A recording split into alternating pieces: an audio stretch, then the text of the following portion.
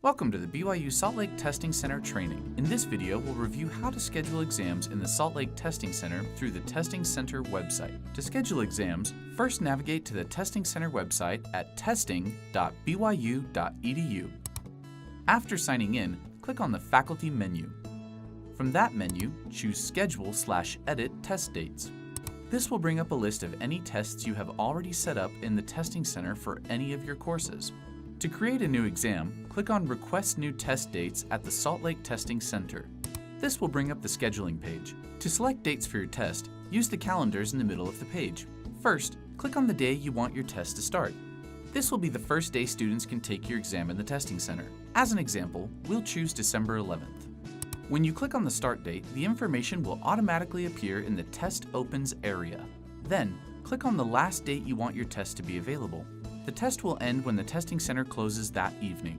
We'll choose December 14th as a closing date. The late fee starts and checkout closes areas will automatically fill. The Testing Center currently requires a late fee period on all tests. You may edit start and end times and dates if you wish. If you want to offer your test in the Provo Testing Center as well, click Yes here. If you choose to offer your test in the Provo Testing Center as well, the dates will automatically transfer and you can edit them as needed. These two tabs will appear at the top and you can click back and forth between them to see the Salt Lake dates and the Provo dates. Once you have finished setting up your test dates, you may submit them for approval.